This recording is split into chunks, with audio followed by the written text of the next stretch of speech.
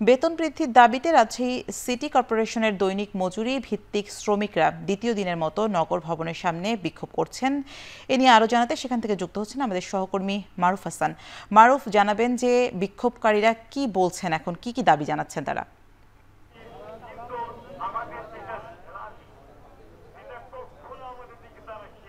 সামনে সকাল থেকে রাজশাহী সিটি কর্পোরেশনের যে নগর ভবন আছে সেখানে এখানে যারা শ্রমিক আছেন তারা কিন্তু সকাল থেকে তাদের যে দাবি সেই দাবি নিয়ে কিন্তু এখানে উপস্থিত আছেন। মূলত দৈনিক মজুরি ভিত্তিতে তারা কিন্তু কাজ করে থাকে। নগরের পরিচ্ছন্নতা কর্মী থেকে শুরু করে নগরের অন্যান্য যে পরিচ্ছন্নতা থেকে শুরু করে যে কাজগুলো আছে সেই জায়গাগুলোতে কিন্তু তারা কাজ করে থাকেন। কিন্তু দীর্ঘদিন ধরে কাজ করার পরেও এখন পর্যন্ত তাদের যে ন্যায্য বেতন সেটি কিন্তু তারা পাচ্ছেন না বলেও তারা কিন্তু আজকে এখানে উপস্থিত হয়ে সেই দাবি কিন্তু জানাচ্ছেন। এবং তারা আরেকটি অভিযোগ করছেন, যেহেতু ৩০-৩৫ বছর ধরে তারা এখানে কর্মরত অবস্থান আছে এবং তাদের সরকারি যে নির্ধারিত বেতন ভাতা সেটি কিন্তু তাদেরকে দেওয়া হচ্ছে না। বর্তমানে তারা যে বেতন ভাতাটি পান সেটি হচ্ছে ৪৮৪ টাকা বেতন তারা পান। তবে তাদের যে দাবি সেই দাবিটি হচ্ছে সরকার নির্ধারিত ৭৫০ টাকা যেটি নির্ধারণ করা আছে সেই টাকা যাতে তাদেরকে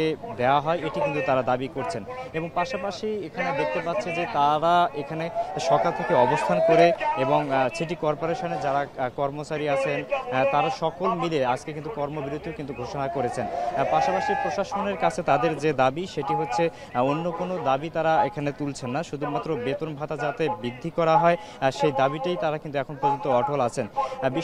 এখানে আমরা দেখতে পাচ্ছি সিটি কর্পোরেশনের প্রশাসনের পক্ষ থেকে এখন পর্যন্ত আনুষ্ঠানিকভাবে তাদের সঙ্গে কথা বলা হয়নি। তবে এর আগেও তাদের সঙ্গে এই দাবি নিয়ে বসেছিলেন তারা এবং কোনো ধরনের সুরাহা না পেয়ে গতকাল থেকে আজ পর্যন্ত এখন পর্যন্ত তারা কিন্তু তাদের যে বিক্ষোভ সেটি কিন্তু চালিয়ে যাচ্ছেন। কিছুক্ষণ আগেই এখানে আমরা যারা এখানে কর্মচারী আছে তাদের সঙ্গে কথা বলেছি, তারা বলছেন যে তাদের যে প্রাপ্য সেই প্রাপ্যটুকুই তারা আজকে এখানে এসে দাবি তুলছেন। তবে তাদের দাবি দেওয়া যদি পূরণ না হয় সেই ক্ষেত্রে তারা হুঁশিয়ারি দিচ্ছেন যে পরবর্তীতে কঠোর ধরনের তারা কিন্তু কর্মসূচি ঘোষণা করবেন।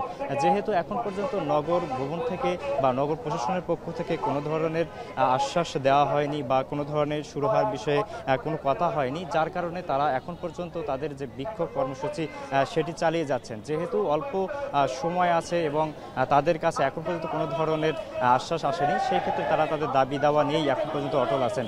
সামনেই রাজশাহীর সিটি কর্পোরেশন থেকে এই ছিল আমার কাছে এখন পর্যন্ত সবশেষ।